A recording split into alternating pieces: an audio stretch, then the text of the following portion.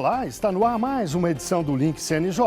Aqui você acompanha assuntos da justiça que impactam o seu dia a dia em reportagens e conversas exclusivas com personalidades do mundo jurídico. E hoje vamos falar da Política Nacional de Justiça Restaurativa, uma abordagem que oferece às vítimas, aos ofensores e à comunidade um caminho alternativo para a justiça. Vamos avaliar os resultados deste importante instrumento de justiça instituído pelo CNJ há 6 anos e cada vez mais usado em todos os tribunais do país. A justiça restaurativa é usada nos Estados Unidos e na Europa desde a segunda metade do século passado. Chegou ao Brasil no começo deste século, primeiro nos tribunais de justiça do Rio Grande do Sul, do Distrito Federal e de São Paulo. Em 2016, se transformou em política pública nacional por meio da Resolução 225 do CNJ. As sessões de justiça restaurativa são chamadas também de círculos de construção de paz. Nós vamos migrar, então, para uma outra visão que vai equacionar, ou se propor a equacionar os conflitos, usando, em vez de culpa, a ideia de responsabilidade, ou seja, só se estabelece essa condição se o sujeito está disposto a assumir responsabilidade. Se tiver que discutir culpa, vai discutir no sistema tradicional, contencioso, né? E essa assunção inicial de uma responsabilidade, ela permite que, ao invés de perseguição, a gente vai produzir encontros, né? Ao invés de se impor soluções, vai se trabalhar com o diálogo. Ao invés da verticalidade, nós vamos ter acertamentos numa relação de consensos horizontais, né? E ao invés, então, da gente ter o efeito da imposição coercitiva operada estruturalmente pelo Poder Judiciário, nós vamos trabalhar com outro vetor de força de composição social, que é a coesão. E para falar sobre o assunto, eu converso agora online com Luiz Fernando Tomasi Keppen, desembargador do Tribunal de Justiça do Paraná e ex-conselheiro do CNJ. Conversamos também com Daniel Silva Achuti, doutor em Ciências Criminais, e ainda com Carlos Silva, juiz do Tribunal de Justiça de Minas Gerais e pesquisador. Muito obrigado aos três pela participação aqui no Link CNJ. Eu começo com uma pergunta para o desembargador Keppen. Como conselheiro do CNJ, o senhor é um dos responsáveis até pela implantação da justiça restaurativa no Brasil.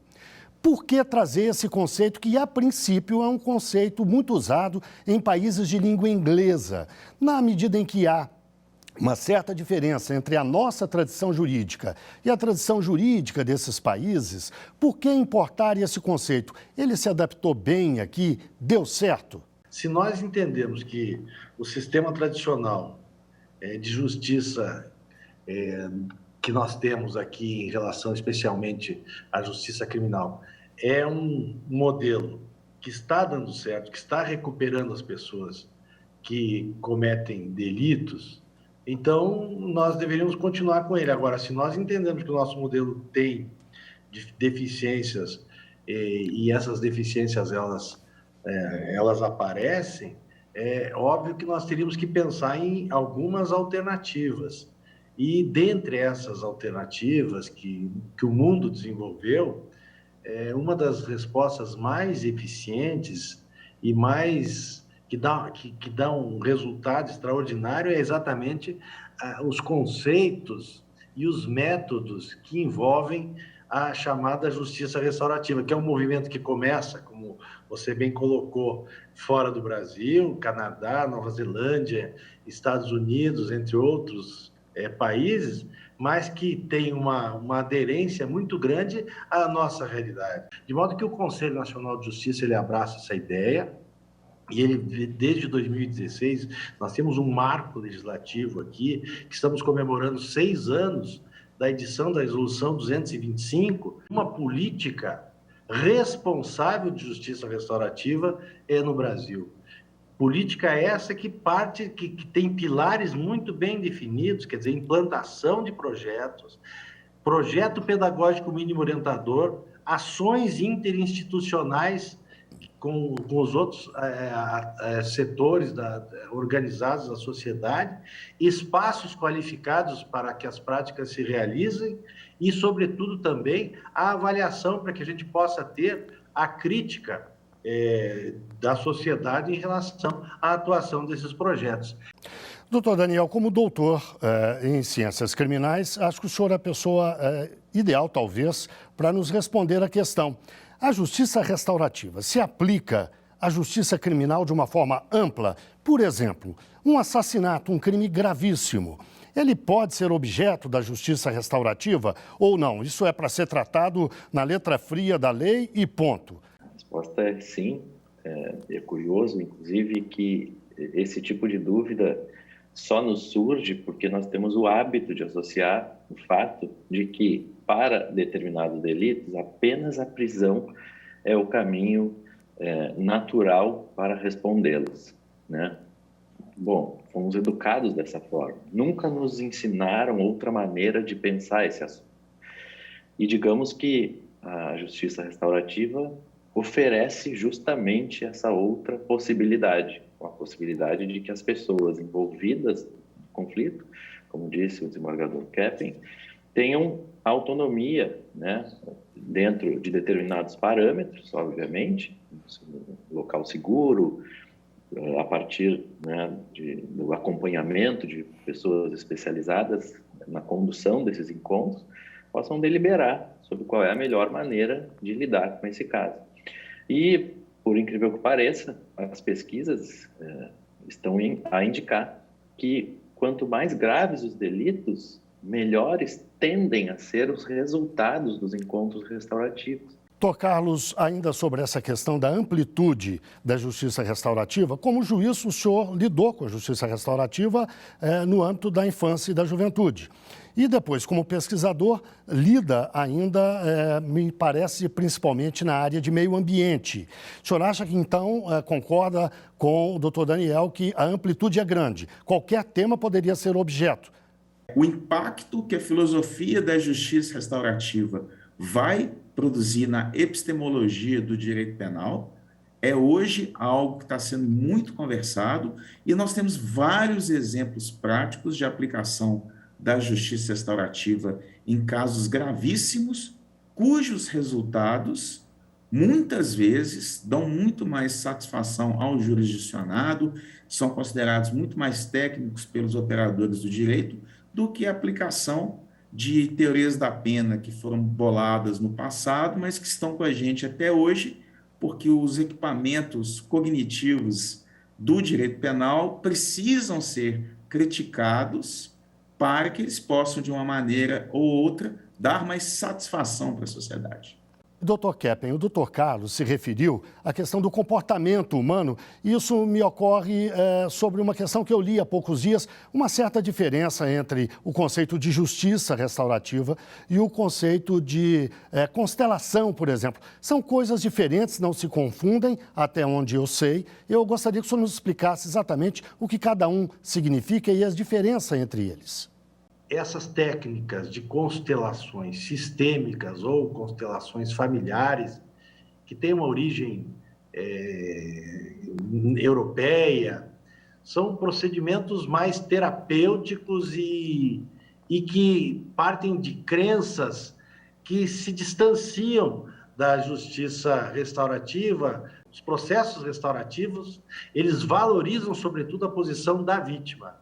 A vítima passa a ter um protagonismo dentro do processo restaurativo, de modo que ela detém, inclusive, a possibilidade de parar com aquela audiência, caso ela não se sinta confortável. É a voluntariedade que é a base disso, partindo exatamente do interesse da vítima que sofreu a ação. Então, são técnicas diferentes e que, portanto, não se confundem. Doutor Daniel, pelo fato de a vítima ter esse protagonismo todo, o que isso determina para o resultado final da justiça restaurativa? O fato de trazermos a vítima, muito longe está da ideia de que a vítima está ali para buscar vingança, para que a vítima está ali para potencializar uma eventual punição do acusado. O papel da vítima é justamente poder pontuar, poder colocar todos os fatos que envolveram, que impactaram na vida dela, desde o fato, né, principal, desde o delito em questão, até todas as consequências da vitimização, né, desse delito. Quer dizer, a vítima passa a ter um papel que não existe no sistema tradicional, de ser efetivamente uma protagonista no encaminhamento do seu caso. Ela passa a ter voz, ela passa a ocupar justamente esse papel central e vai poder, inclusive, tirar dúvidas, fazer questionamentos, né? Fazer apontamentos que normalmente, num processo penal tradicional, não ocorreriam. Doutor Carlos, acho importante a gente fazer uma abordagem um pouco mais específica. O senhor, como pesquisador, lida com a aplicação da justiça restaurativa na área ambiental. O senhor pesquisa o assunto. Como é que a justiça restaurativa pode ser produtiva na área ambiental especificamente? Acho até interessante que essa pergunta seja feita ao senhor, um juiz do Tribunal de Justiça de Minas Gerais, estado marcado por grandes tragédias na área ambiental. É bom a gente lembrar Brumadinho, a mais recente, mais de 200 mortos. Mariana, uma tragédia que se estendeu até o litoral do Espírito Santo, percorreu todo o leito do Rio Doce. Enfim, lá especificamente isso tem grande impacto, mas não é privilégio de Minas, se é que privilégio é uma palavra adequada nesse caso. O Brasil todo vê esses casos se repetirem país afora. Como é, então, que a justiça restaurativa pode ser bem aplicada na área ambiental? Ao contrário do que muitas pessoas falam, um dos países que mais tem produção literária, acadêmica sobre justiça restaurativa e produz normativas boas sobre justiça restaurativa é o Brasil. Tem a resolução 288, se não me engano, do CNJ, que fala da importância de uma justiça restaurativa no processo penal de uma maneira geral. Tem uma outra resolução do final do ano passado da importância de se aplicar a justiça restaurativa em processos ligados à criminalidade ambiental. E isso é uma tendência que está acontecendo no mundo inteiro. A União Europeia, no final do ano passado, falou da importância de se colocar os princípios, conceitos e objetivos da justiça restaurativa para impactar o processo decisório no direito penal. E isso está repetido também em normativas das Nações Unidas, como, por exemplo, a Agenda da ONU para 2030, o item 16 dela é muito claro quando ele fala da necessidade de um processo decisório que seja restaurativo, inclusivo e participativo. E nós temos a década da restauração que as Nações Unidas fez de 2021 para 2030. E vamos lembrar que, por iniciativa do Conselho Nacional de Justiça, o Brasil, o Poder Judiciário brasileiro, aderiu a essas metas das Nações Unidas. E na Constituição brasileira, é muito importante a gente falar isso, que o Brasil está entre os 100 países do mundo que mais protege o meio ambiente normativamente falando.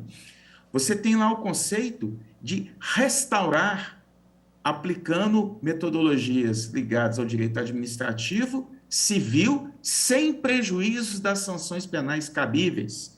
Mas essa sanção penal não necessariamente tem que ser a prisão. A Constituição prevê outras alternativas de sanção, como, por exemplo, multa, perdimento de bens, interdição de direitos, e outras que podem ser adequadas ao caso concreto. Então, as possibilidades de exploração da justiça restaurativa na área ambiental são infinitas. Guilherme, eu só queria complementar, se me permitir. O Brasil hoje, ele é referência, como disse o Carlos. É uma referência mundial em restaurativa, porque não existe um país que tenha a estruturação de justiça restaurativa em todos os tribunais como nós temos. E uma estruturação absolutamente organizada, segura. Nós já realizamos 2 cursos para 800 juízes brasileiros. Juízes de todo o Brasil, patrocinados pelo Conselho Nacional de Justiça, Comitê Gestor da Justiça Restaurativa e Infam. Nós temos um plano pedagógico mínimo orientador para a formação de facilitadores e órgãos de macrogestão em tribunais, em todos os tribunais brasileiros nós temos hoje projetos sendo desenvolvidos. Os espaços de atuação da justiça restaurativa são absolutamente qualificados hoje nos tribunais. São ambientes seguros, práticas seguras, que deem conforto às partes que estão participando de processos restaurativos. E o Brasil, então, hoje, ele tem, eu posso assegurar que é um dos projetos mais estruturados em termos de país, em relação à justiça restaurativa, é o nosso. Então, isso é uma coisa para nós nos orgulharmos. Estamos, assim, bastante organizados com isso. E temos também um apoio, uma rede de apoio, uma rede nacional, hoje, de justiça restaurativa. De modo que é algo para nós nos orgulharmos, todo esse trabalho que tem sido feito e em todo o Brasil. Doutor Daniel, as escolas brasileiras de direito, as faculdades de direito, já incluíram isso no currículo devidamente? O senhor diria também que os juízes brasileiros já internalizaram esse conceito corretamente, de forma completa? Ótima pergunta, Guilherme. De fato, as escolas de direito no Brasil não incluíram ainda a justiça restaurativa nas suas grades curriculares. E eu confesso que tenho algumas dúvidas quanto a essa questão, sobretudo porque, eventualmente, a massificação do ensino de determinadas temáticas já nos mostrou que nem sempre é a melhor solução. Mas o que poderia e deveria ser muito melhor explorado nas faculdades de direito no país inteiro seriam as outras duas pernas do tripé, ensino, pesquisa e extensão, né? Temos excelentes pesquisas em justiça restaurativa, como bem mencionou o Carlos, porém ainda limitadas a alguns centros de pesquisa. E em relação à extensão, acredito que há um espaço enorme ainda para as universidades e as faculdades trabalharem. Quanto à questão de uma compreensão mais ampla dos membros do Poder Judiciário sobre a justiça restaurativa, eu prefiro alargar a minha resposta para incluir aí todos os atores jurídicos envolvidos no cenário judiciário, né? Também membros do Ministério Público, da advocacia, servidores de um modo geral, todas as pessoas que circulam no ambiente judiciário, né? Eu diria que ainda falta bastante, temos muito a caminhar, né? Sobretudo por conta de uma tradição, de uma cultura legalista muito forte no Brasil, ainda dependente em muitos aspectos de uma legislação específica para poder avançar em determinados termos e temas, né? Então, eu colocaria que, apesar de termos significativos avanços, digamos, institucionais, capitaneados pelo CNJ e incorporados em muitos tribunais, eu diria que isso ainda é bastante tímido em relação, o impacto ainda é bastante tímido em relação à compreensão dos atores jurídicos dos benefícios, das vantagens da justiça restaurativa. Doutor Carlos, tanto o doutor Daniel quanto o doutor Keppen disseram que já se caminhou bastante, mas que ainda faltam espaços importantes a serem conquistados. O que é que falta? Como é que se resolve isso? A gente está caminhando, mas todo o projeto tem aquela fase de implementação.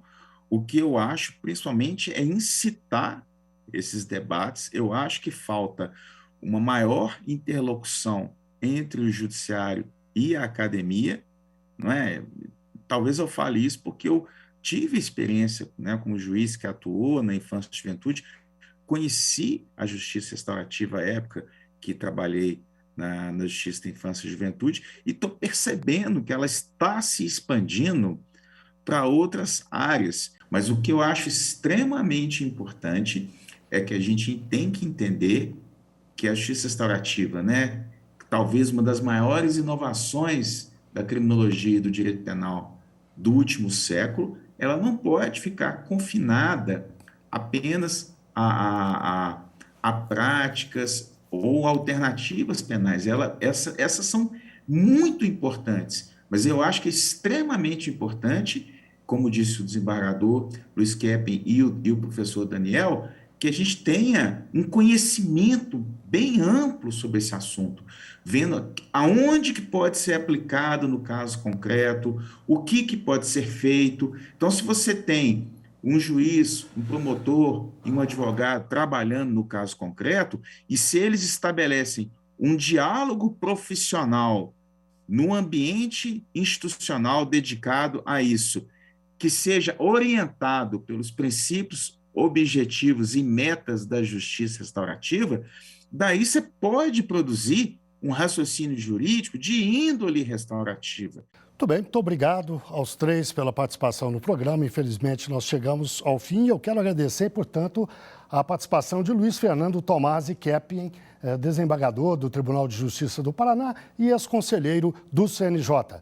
Agradeço também ao Daniel Silva Achuti, advogado e professor doutor em Ciências Criminais, e ainda a Carlos Silva, juiz do Tribunal de Justiça de Minas Gerais e pesquisador. Muito obrigado, portanto. E agora o link CNJ da Notícias da Justiça. Vamos fazer um giro pelos estados e pelos tribunais do país. Os tribunais superiores se comprometeram a acelerar a alimentação do Banco Nacional de Precedentes, criado pelo CNJ. A consolidação dessa plataforma tecnológica de pesquisa e estatística foi garantida por meio de um termo de cooperação técnica, assinado pelo Supremo Tribunal Federal, o Superior Tribunal de Justiça, o Superior Tribunal Militar, Tribunal Superior Eleitoral e o Tribunal Superior do Trabalho. O Tribunal do Trabalho do Mato Grosso implantou o primeiro núcleo de Justiça 4.0, que vai ser responsável pelos processos de 5 municípios da região do Alto Araguaia, além dos de outras varas do trabalho e que tramitam pelo juízo 100% digital. Todos os atos processuais serão feitos prioritariamente de forma virtual, inclusive as audiências e o atendimento ao público. A campanha do CNJ Se Renda à Família mobiliza pessoas e empresas para destinarem parte do imposto que seria recolhido aos cofres públicos para os fundos de direitos da infância e juventude, no âmbito da União, dos estados e dos municípios. Para as pessoas físicas, a contribuição por meio da declaração do imposto de renda alcança até 3% do tributo devido e, para empresas, até 1%. A destinação do dinheiro pode ser feita até o dia 31 deste mês. E é hora do CNJ nas redes. Vamos ver algumas das postagens que marcaram a semana nas redes sociais do CNJ. Olá, pessoal! Tanto o casamento quanto a união estável são consideradas entidades familiares. Mas você conhece a diferença entre elas? Na última semana, relembramos uma importante decisão do STF, de 2017, que equiparou as duas entidades para fins sucessórios. A Corte julgou que no nosso sistema constitucional não se pode fazer distinção de regime sucessório entre cônjuges e companheiros. Veja mais detalhes sobre esse tema nas redes do CNJ. E mudando de assunto, na última semana trouxemos para a pauta um importante tema: o combate ao assédio moral, sexual e à discriminação no ambiente de trabalho. Os órgãos do Judiciário se mobilizaram com diversas iniciativas para aprimorar o cuidado e a atenção com os trabalhadores. E as redes do CNJ não ficaram de fora. Alertamos sobre o assédio moral, que é uma forma de abuso que afeta emocionalmente a vítima e deteriora o clima no ambiente de trabalho. E esse é um dos tipos de abuso mais comuns. A cartilha Assédio Moral, Sexual e Discriminação, Política de Prevenção e Enfrentamento no âmbito do Poder Judiciário, foi elaborada pelo CNJ para auxiliar a combater esse mal e a garantir a saúde física e psíquica no ambiente de trabalho. As publicações sobre discriminação e assédio sexual também foram destaque nas redes sociais, trazendo exemplos de condutas danosas para que todos os trabalhadores consigam identificar caso passem por esse tipo de situação e busquem ajuda. Acesse lá e confira esse material. Por hoje é só e até mais. E o Link CNJ retoma a série de entrevistas, uma por programa, com os novos conselheiros que tomaram posse recentemente. A série mostra um pouco quem são E o que pensam esses conselheiros?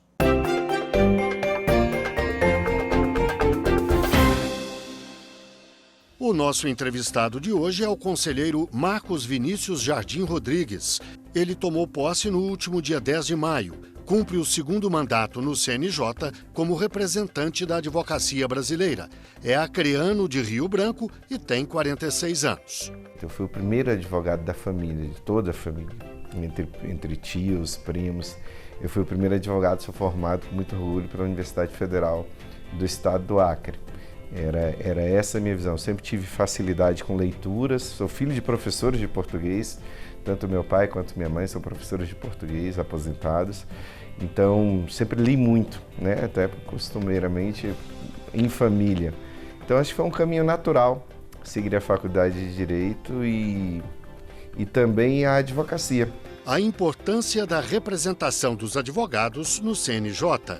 Primeiro que você traz toda a sua experiência de vida do outro lado do balcão, né? O advogado é quem está ali lidando com o cidadão, com a sociedade diretamente. E ele traz essa visão para o centro do poder decisório do Poder Judiciário brasileiro, do Poder Judiciário Nacional, através do Conselho Nacional de Justiça. As mudanças que o CNJ provocou na Justiça. No critério de transparência, na questão da segurança de uma entidade que fiscaliza, longe de perseguir, mas fiscaliza os profissionais, não só a questão das metas, dos objetivos, mas também a questão ética. O cidadão brasileiro tem a possibilidade de acessar o site, né, do Conselho Nacional de Justiça e ter todos os índices, né, de produtividade, de transparência, orçamentários, todo esse controle de gestão que é importantíssimo do Conselho Nacional de Justiça, além das políticas públicas que são fomentadas, né? Combate à violência doméstica, um projeto belíssimo que nós temos já há bastante tempo de execuções penais, tentando melhorar essa situação caótica do Brasil, dos nossos presídios e das pessoas, dos detentos, né? Tentando realmente implementar a ressocialização e impactar na segurança pública. Os planos e o trabalho do conselheiro no CNJ. A questão de acessibilidade, de economia, de pertinência até conceitual a respeito do processo judicial eletrônico. Então isso, com certeza, é uma temática que vai ser discutida com muita ênfase no Conselho Nacional de Justiça.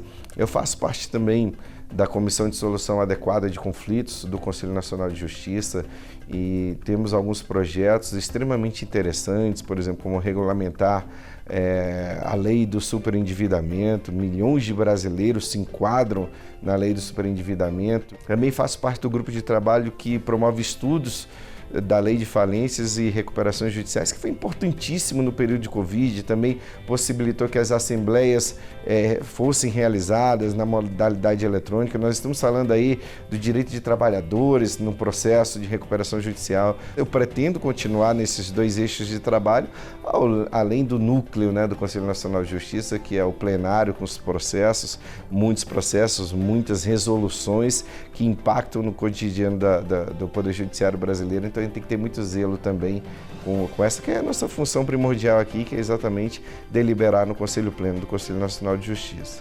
O que é o direito? Olha, no âmbito sociológico é dar ao cidadão o que ele tem direito, né? Nós vivemos num país ainda muito desigual, as diferenças abissais, né, de classes, então a população que é ansiosa inclusive por informação, né? Boa parte da população brasileira, quando vai ao Poder Judiciário, muitas vezes quer só informação dos direitos que ela tem, um direito de vizinhança, um direito do consumidor. Se você for pensar também num aspecto principiológico, direito é sinônimo de justiça num país tão injusto.